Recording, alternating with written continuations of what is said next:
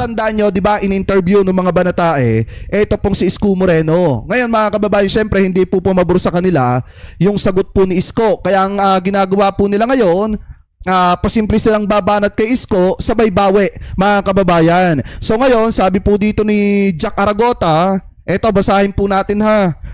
Yorme Balingbing, patanong yan ha. Yorme Isko Moreno, kahapon kontra, ngayon kakampi na ni PBBM. Tanong ng bayan, may paninindigan ba yan?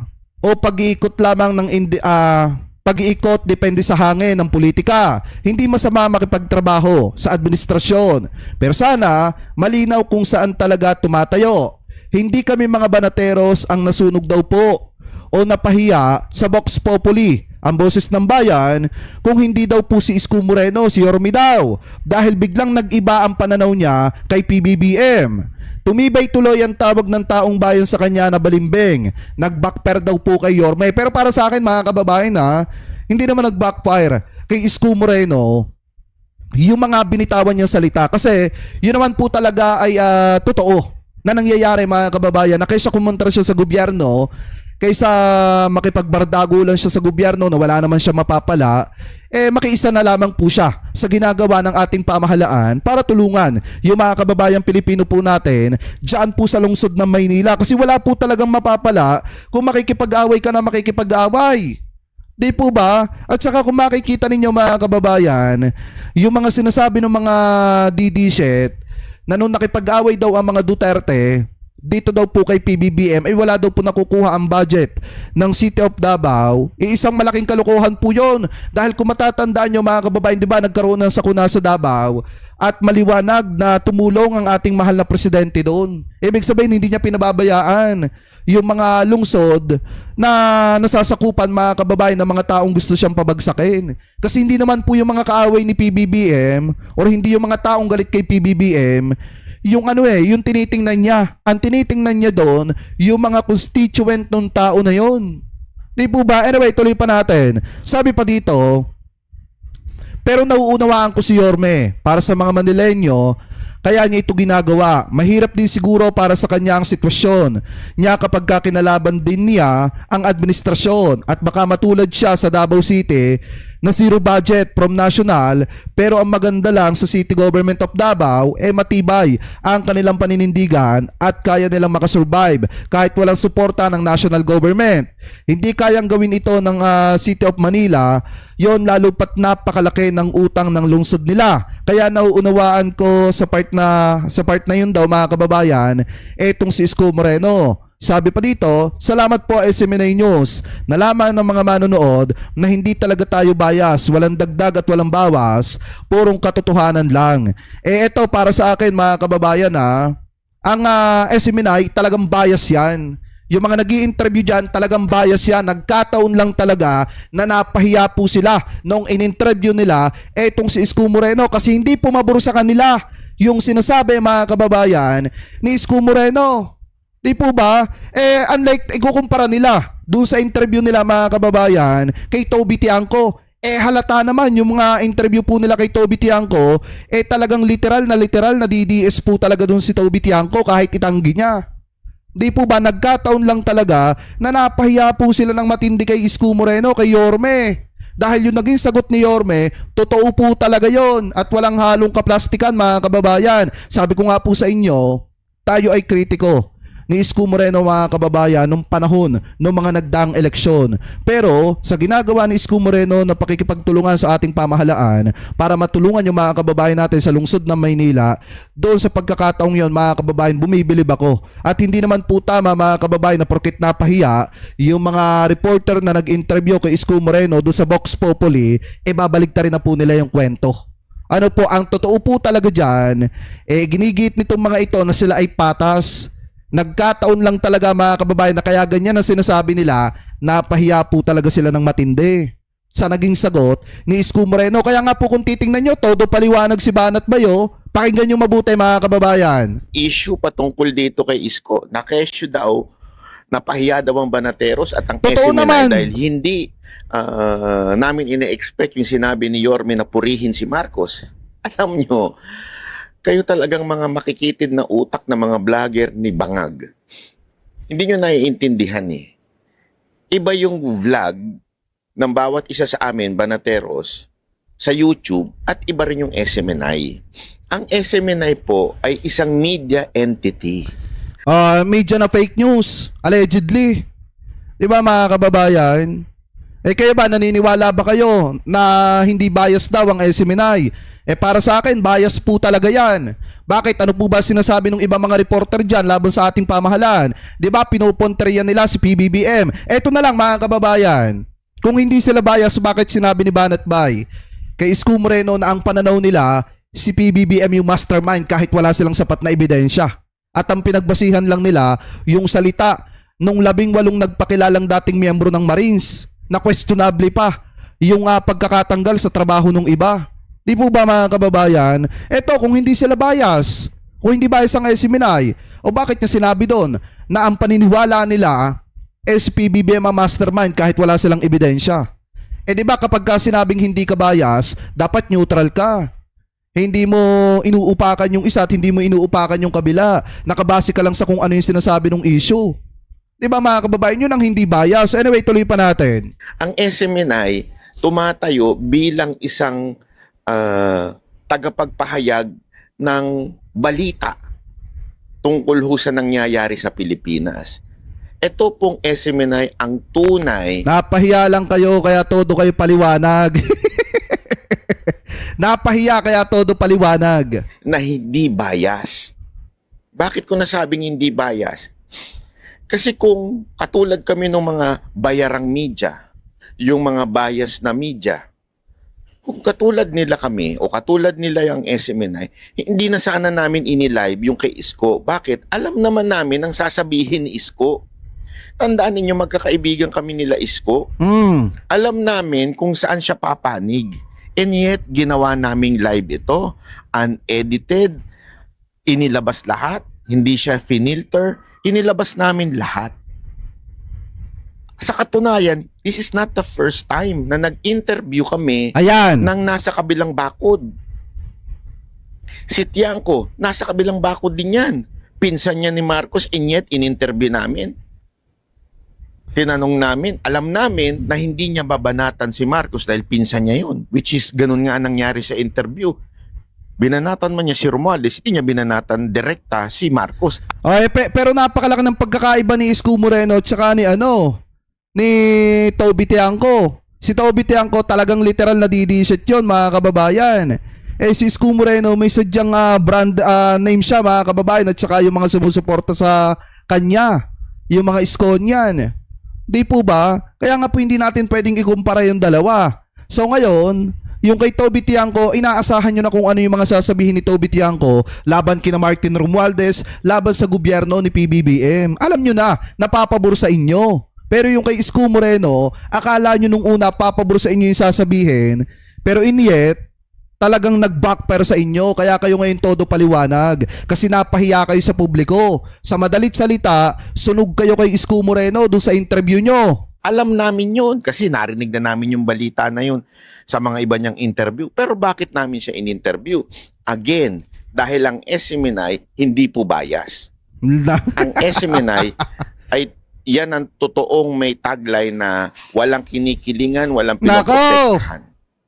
Ilalabas ang lahat ng balita. Hindi katulad ng ibang mga network na pili lang ang ini-interview nila. Pansinin niyo. Sige nga. Kung talagang hindi bias ang SMNI, eto hahamunin ko kayo. Kung hindi talaga bias ang SMNI, bakit hindi nyo ibalita yung 448 million pesos na pinababalik kay Sara Duterte? Bakit hindi nyo hikayatin na ibalik ni Sara Duterte yon? Yung sa COA, yung pinababalik ng COA. Diba yung 448 million pesos? O kung talagang hindi kayo bias, o bakit hindi nyo din questionin si Sara Duterte at sabihin yung ibalik yung pera sa kabanang bayan? Kung talagang hindi kayo bias ninyo yung mga ini-interview nila, yung quote-unquote mga political analyst nila na alam mo naman ang inclination ng kanilang political kanilang mga politika, alam mo kung anong kulay sila. And yet, paulit-ulit nila itong ini-interview sa bawat mga issue. Sana iparating nyo to mga kababayan. Kung talagang hindi bias ang SMNI, lalo na yung mga anchor doon, o lalo na yung mga tawag dito nagpapabgas, yung nag-uusap-usap, yung Vox Populi na lang. O bakit hindi nyo payuhan si Vice President Sara Duterte o man lang pagsabihan nyo na ibalik mo yung 448 million pesos na pinababalik ng COA. Kung talagang di kayo bias issue sa lipunan. Bakit? Kasi nga, yun ang utos ng kanilang amo dahil bayad sila ng kanilang amo, yung may-ari ng network na yun, para interviewin lang yung mga against sa mga Duterte. Tsaka biruin nyo, si Isko Moreno pa lang yun. Todo paliwanag na. Yung mga vlogger ni Sara Duterte. Kasi mga kababayan, aminin man natin or hindi, talaga mga kaibigan yan ni Isko Moreno, at hindi siguro nila matanggap na sinunog po talaga sila ni Isko Moreno sa sarili po talaga nilang teritoryo. Yun yung matindi. Talagang ipinahiya sila, pahiya sila kay Isko Moreno sa sarili po nilang programa. Kaya todo paliwanag po sila sa publiko. At papabor sa kasulukuyang gobyerno. Yan ang totoong yan ang totoong nangyayari. Eto mga kababayan, makinig kayo na mabuti. Ako may hamon. May hamon ako sa mga network, sa ibang network. Kaya nyo ba ginagawa ng SMNI? Kaya nyo ba mag-interview ng mga hindi nakakiling doon sa inyong interes? Diba? Kaya nyo ba? Ako, may ano ako dyan, may paliwanag ako dyan mga kababayan. Kaya silang interviewin ng mga media. Ang tanong, papa-interview ba sila? O yan mga kababayan. Diba? Dapat yan yung sinasabi. Dapat yan yung tanong sa kanila. Ang mga mainstream media, kaya silang interviewin. Ang tanong, papa-interview ba sila sa mainstream media? Papa-interview ba sila? Mga kababayan sa ABS-CBN, sa GMA7, o kung sakaling interviewin sila. Di ba mga kababayan, hinahamon nila ang mga mainstream media na dapat daw mag-interview ng hindi nila kaalyado. Ano ba ang ginagawa ng ABS-CBN? Ano ba ginagawa ng GMA7? Ng News 5? Di ba ini-interview yung mga kaalyado ni Sara Duterte? Yung iba nga lang ayaw magpa-interview. Di ba mga kababayan? Anyway, tuloy pa natin. Si Vic Rodriguez, di ba ini-interview yan? Sinoplak pa nga si Vic Rodriguez ng ANC. Di ba mga kababayan? Anyway, tuloy pa natin. Kaya nyo bang interview ng Banateros? Hindi. Kung talagang kayo ay hindi bias, bakit ini-interview yung mga walang kwentang nasa inyong inclination? Ibig sabihin, nasa inyong politika, nasa inyong kulay. Ang dami yung ini-interview. Yung ang walang kwentang babae dyan, wala ngang followers, ini-interview nyo. Di ba? Bakit? Kasi nga, pareho kayo ng kulay. Kayong mga network. Baka kasi sabihin ng iba, sino ba kayo para interviewin ito? Yung si Lovely mga kababayan, yun yung tinutukoy niya siguro na babae. Itong mga network na ito. Lovely Granada ata yun. Sandali, magbilangan tayo ng followers, Sige nga tanungin ko kayo, magbilangan tayong followers. Wait lang gumagalaw-galaw kasi yan. Wait yan. Magbilangan tayo ng followers, bakit yung ini-interview yung babalo na babae na wala namang followers? Diba? Lovely Granada. Kasi nga pareho nyo ng kulay. Ba't di kayo mag-interview ng vlogger na nandito sa kabila na sobrang daming followers? Ako hindi ko inaano, hindi ko ugali magtaas ng sariling bangko. Di ba? Yung nga wala niyong kwenta mga political analyst na wala mga followers, kini-interview nyo bakit hindi yung mga malalaking followers ng mga pro Duterte hindi nyo ini-interview? Kasi nga kung pupunta kayo sa Vengador, pwede naman namin kayong interviewin kung gusto nyo. Di ba mga kababayan? O kung pupunta sila sa Vengador, pwede naman namin silang interviewin. Entertain namin sila doon. Kahit masama sasabihin nila, okay lang. Basta handa sila sa kung ano yung mga itatanong namin. Di ba mga kababayan? O kung okay sa kanila. Di ba pwede kong kausapin si Boss Mike na interviewin tong mga to sa Vengador. Basta handa sila sa itatanong namin.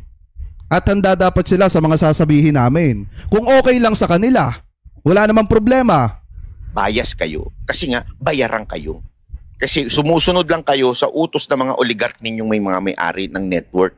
That's the truth. Pag-usapan natin. Pag-usapan natin kay Gudesa.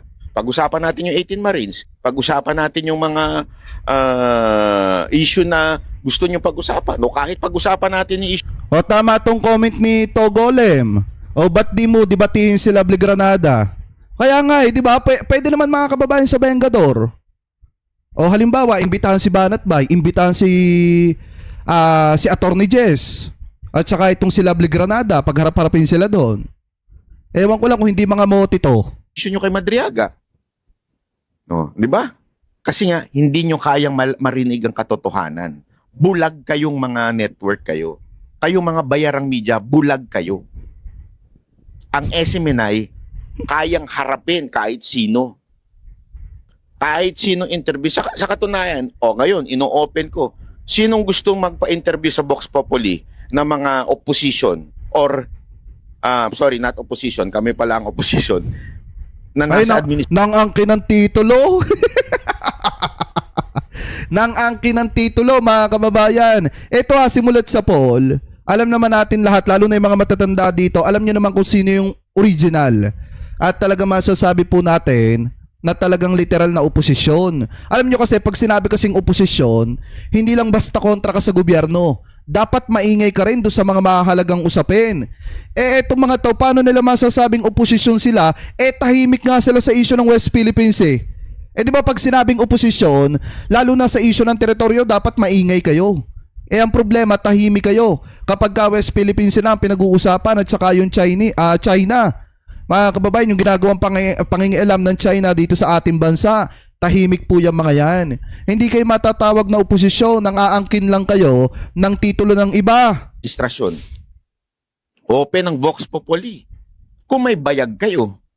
Kasi bawal lang wag tatanong to, wag tatanong yan. Walang ganun sa Vox Populi. Lahat itatanong namin. Hindi nyo kaya, di ba?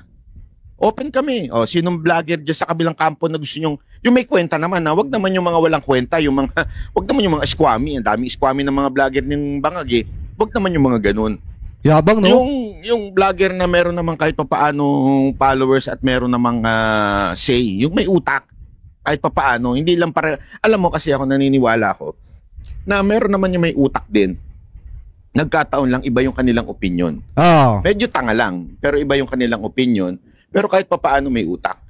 Pero meron din kasi talaga napakarami na mga vloggers ni Bangag na talagang squammy lang. Yung parang pinulot mo lang sa kalsada, tapos binigyan mo ng mikropono, binigyan mo ng camera, tapos nagsalita na.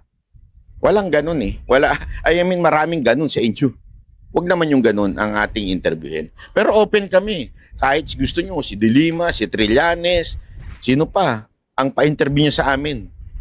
Si Ontiveros. At hindi namin babastusin kung papaano namin. Saka tandaan nyo mga kababayan yung mga matatagal dito, alam nyo naman, yung iba dun sa mga banatae, talagang tinuruan lang natin. Sabi ko nga sa inyo, yung iba dyan, talagang nagtitext pa sa atin ng madaling araw, itatanong lang kung ano yung Chacha Economic Provision. Sabi ko nga po sa inyo, yung iba dyan pinulot lang talaga para mag-vlog. Pinulot lang talaga. Alam ko naman kilala ninyo kung sino yung tinutukoy ko. So ngayon, sa kanya pa talaga nang galing yun, na napakarami daw squammy. Kayo nga, iniimbitahan namin kayo. O sa Bengador, kung gusto nyo. Diba, kahit kayo pang 5. Walang problema. Basta sana, masasagot nyo kung ano itatanong namin. Kung talagang matatalino kayo. Diba mga kababayan? Anyway, tuloy pa natin. Ginalang si Isko, ganun. Yun na nga lang simpleng tanong namin kung ano ba yung nasimulan ni Duterte na proyekto at natapos. Wala nga kayong maisagot. Yun, napakasimpleng tanong lang nun mga kababayan. Kung ikaw talaga ay solido kay Duterte at alam mo may nagawa siyang nasimulan niya talaga at tinapos niya, dapat may maisasagot ka. Ang problema, pag tinatanong na namin yan mga kababayan, ang ibinabalik lang sa amin ad hominem attack. Personal na atake. Di ba mga kababayan? Kasi nga hindi nila alam ang isasagot kasi nga wala naman talaga. Kasi sa amin, ginalang namin si Isko. Ba't sinabi namin yung katotohanan? As a matter of fact, paulit-ulit namin sinasabi no, nanindigan kami. Naniniwala kami na ang mastermind ng lahat ng korupsyon na ito, walang iba kundi si Romualdez at si Marcos. Oh, ay di hindi nga kayo tawag dito. Hindi nga kayo neutral, bias kayo. Kasi 'di ba sinasabi ni Banat Bay kanina, mga kababayan, neutral daw ang SMNI, hindi daw po bias. Yan ang sinasabi nila ha. Pero doon sa mismong programa ninyo, may paniniwala na kayo na yung tao na yon, kahit wala naman kayo sapat na ebidensya, mastermind na. So ibig sabihin, mga kababayan, ang inaasahan lang talaga nila, papabor sa kanila yung sagot ni Yorme. Ang problema, hindi nga pumabor sa kanila. Kaya todo paliwanag sila ngayon. Nanindigan kami. Nasaktan sila, mga kababayan, sa naging sagot ni Yorme. Kasi nga, bukod dun sa pananaw ni Yorme, talagang pinaliwanagan sila ng tama ni Yorme kung ano ba yung kanyang adikhain sa lungsod ng Maynila, kung ano ba yung tingin niya sa isyu ng politika. Akala nila papabor sa kanila, hindi pumabor sa kanila. Bagkos napahiya pa po sila sa mismong programa nila. Kaya sila ngayon, todo paliwanag at kung sino-sino mga tao yung kinakaladkad sa issue. Wala kaming pinigilan, sinabi kay Isko. Pero nirespeto namin yung sinabi niya. Kasi again, ganun ang SMNI. Ganun kami. Ganun ang tamang media. Hayaan mo yung tao magsalita. Yan ang kanyang opinion Hayaan mo siya, respetuhin mo yung kanyang demokrasyang sabihin kung sino. Ikaw ba naman, paano ka, mga kababayan, hindi maggagalaite, hindi mag-iiyak, hindi magpapaliwanag publicly? Yung isa nilang kasamaan, tinanong si Isko Moreno, naniniwala ka ba na si Marcos Jr. yung mastermind sa maanumalyang flood control? Biglang sumagot si Yorme. Ano ba yung sinabi ni Yorme? Alam mo, parang ano lang yan parang showbiz lang. Para sa madalit salita, parang chismis lang yan. Kasi nga, mga kababayan, aminin man nila or hindi, chismis talaga. Kasi walang makakapagpatunay na si PBBM ay sangkot sa maanumalyang flood control. Dahil kung sangkot yan, hindi yan magpapaimbestiga. Tutularan yan kung ano yung ginawa ni Duterte dati, ingay hangin lang, pagkatapos nun wala na. Di po ba, mga kababayan? At saka ito pa yung isa. Kung talagang tingin nila si PBBM yung mastermind, nasan yung ebidensya nila na makakapagturo na si PBBM talaga yung mastermind? Tama naman yung sinabi ni Isko Moreno, ni Yorme. Kung talagang may ebidensya kayo, bakit hindi nyo idemanda? Di po ba, mga kababayan, bakit hindi nyo sampahan ng kaso? Bakit dinadaan nyo sa media? Sa pagpapapress con, hindi naman makakatulong yan. Ang pinakamaganda dyan, kung may ebidensya kayo, di sampahan nyo ng kaso si Presidente at ilabas nyo yung mga ebidensya ninyo, hayaan yung hukom mag-imbestiga at magpatunay kung may kasalanan ng Presidente. Di ba, mga kababayan? Tama yung sinabi ni Isko Moreno, kaya nga sunog yung mga yan. Anyway, tuloy pa natin. Sinong gusto niya, kung sinong gusto niya sipsipan, kung sinong gusto niyang purihin, kung sinong gusto niyang palakpakan, hayaan mo siya. Siya yun Di ba? Pero tayo, sasabihin pa rin natin yung ating paninindigan na si Marcos at si Romualdez ang mastermind ng lahat ng korupsyon na ito. Di bias nga kayo. Kasi may na kayo Tawag dito, may tawag dyan, mga kababayan Meron na kayong baon, ika nga. Sa isang usapan, meron na kayong baon para idiin yung tao kahit wala kayong ebidensya. Kaya talaga, mga kababayan, nasaktan, natapakan ni Yorme yung ego ng mga ito, kaya todo paliwanag. Yun ang ating paniniwala. Yun ang ating opinion. Base sa mga nakikita nating ebidensya at ating mga nakikitang sitwasyon, yun ang ating nakikita. Again, uulitin ko po sa mga kababayan natin. Ibahin nyo ang SMNI. Ayun, may judgment na. May hatol na. Sa madalit salita, may hatol na sila, mga kababayan Ibig sabihin, kahit ano pa yung maging paliwanag dyan ni Yorme, lalo na kung hindi papabor sa kanila, talagang manggagalaiti sila. Kasi nga, bago pa lang nila interviewin si Yorme, bias na yung mga yan, mga kababayan, kasi may judgment na sila. Kaya hindi nila pwedeng sabihin na hindi bias ang SMNI. Ang SMNI, they will tell the truth no matter what. They will bring the news no matter what.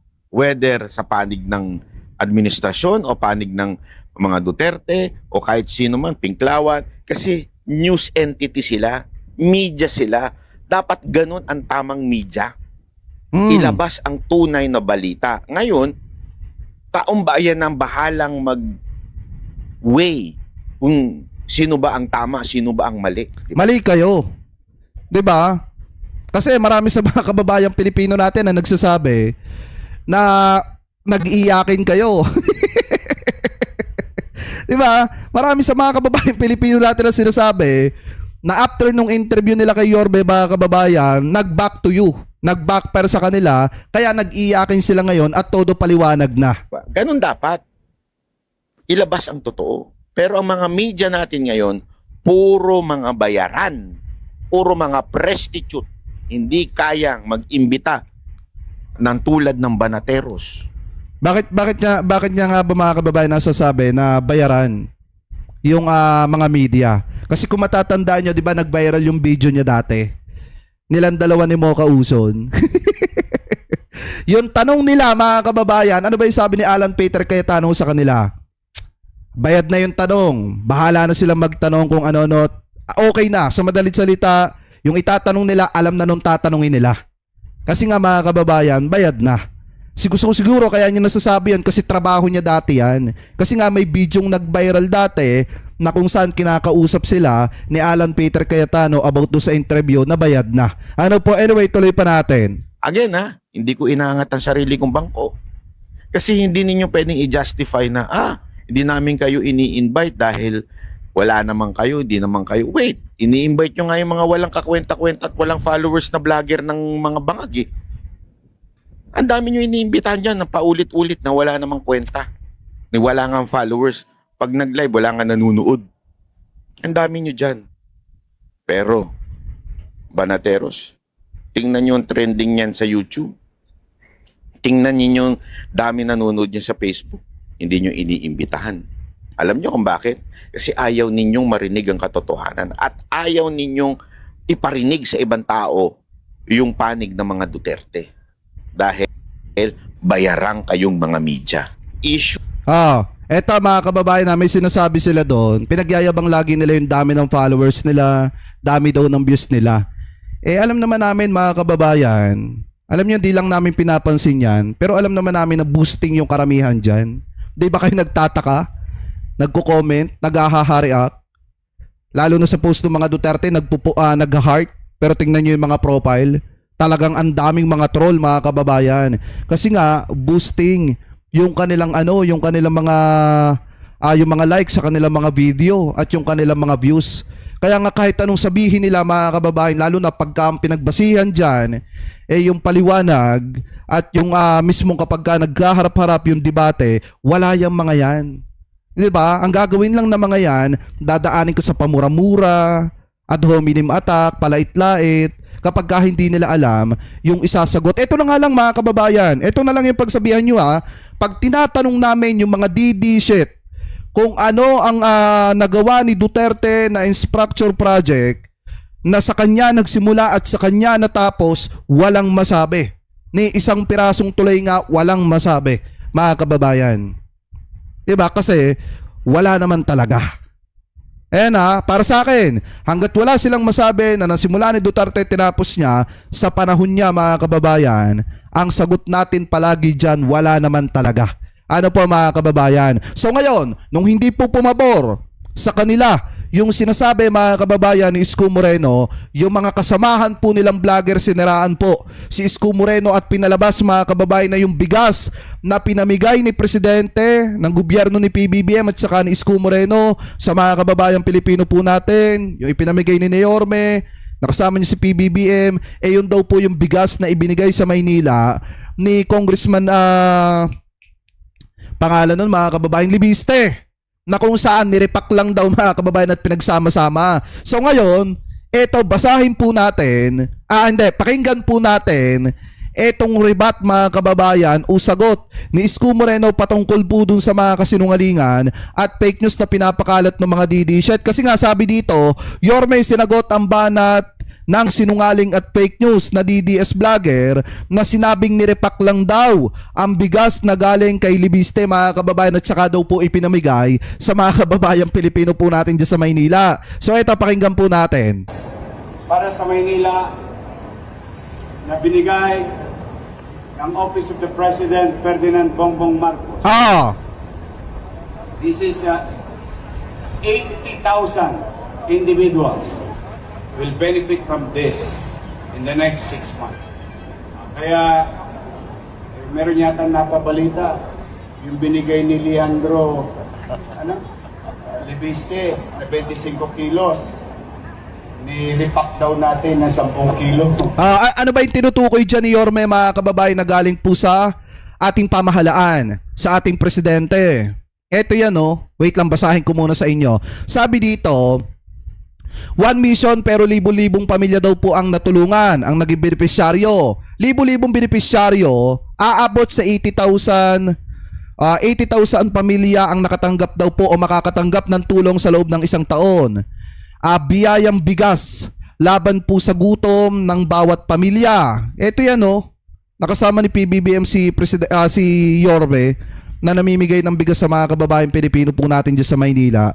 Sabi dito, malaking pondo mula sa pamahalaan. Naglaan ng 286 million para po sa implementasyon ng programa sa lungsod.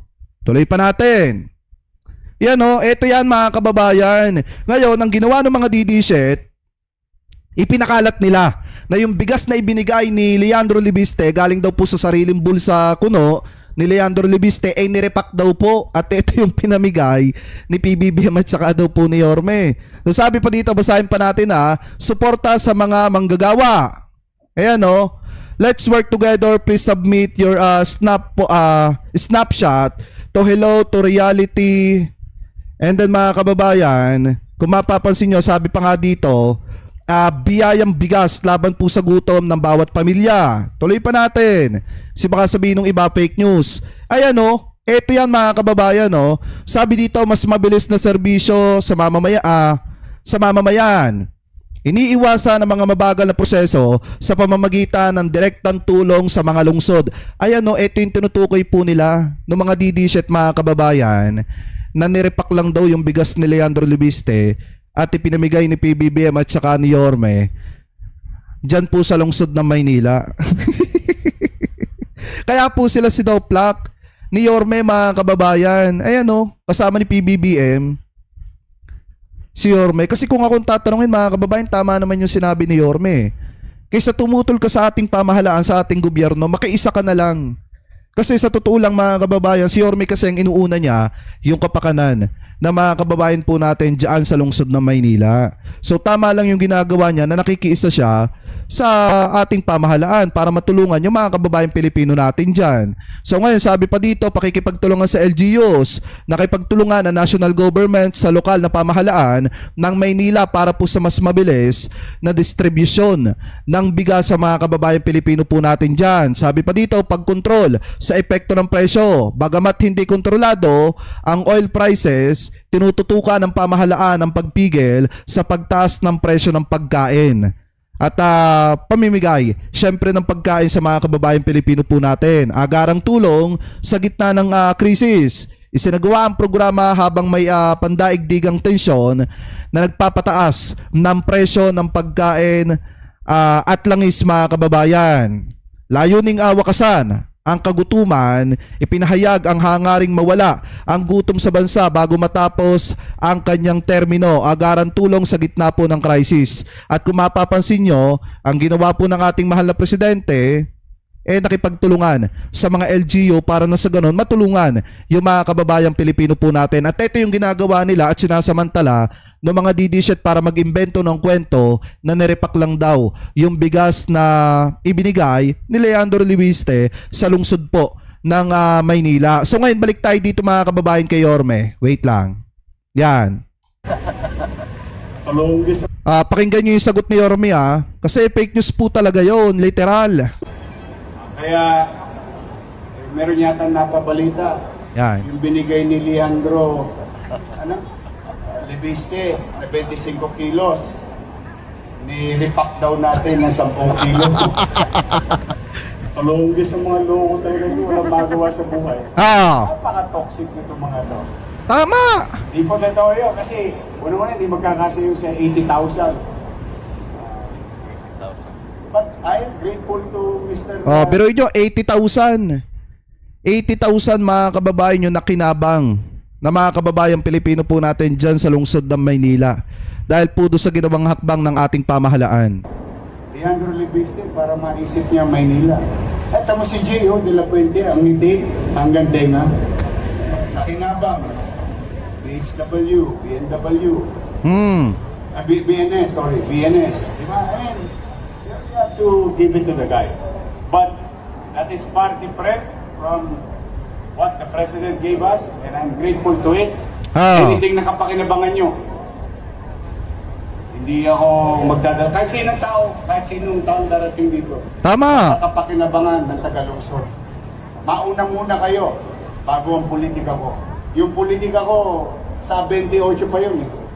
But for now, I am obliged to fulfill and perform my obligation, duties, and responsibilities to 2 million Manileños. That is my job. And we will continue today to deliver to the working class. Ayan o. Diba kasi alam nyo mga kababayan, tama rin naman yung sinabi ni Isko Moreno dito ni Yorme na talagang napaka-toxic na mga kababayan nung mga nagpapakalat ng fake news. At alam naman natin kung sino yung mga yan. Mga DD-shit po talaga yan mga kababayan. So ngayon, syempre hindi nila nagustuhan yung sinabi ni Isko Moreno doon po sa interview ng Vox Populi. Kaya ang ending mga kababayan, siniraan nila si Yorme at pinalabas nila na yung pinamigay na bigas ng ating pamahalaan sa lungsod ng Maynila ay nirepak lang mga kababayan. Sa tingin nyo papayag ba si Yorme ng ganyan? Syempre hindi.